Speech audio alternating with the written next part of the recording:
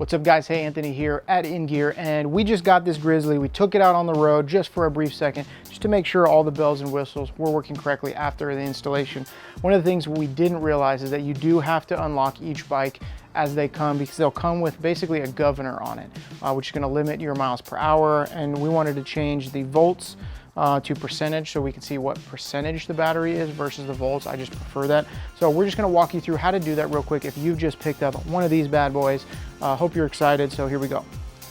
We're going to click the power button twice. We're going to go all the way down to basic setting. We're going to click here. We're going to go into factory settings, and we want to, yes, restart everything into factory settings. So what we wanted to do next is we wanted to go into the battery indicator and change it to the percent, which we've already done. And to walk you through it, it'll give you voltage options or off or percent. We want percent, so we're going to say yes to that, and we're going to exit. Now our battery shows us the percentage that we're at, and I find that that's more helpful for us when we're riding.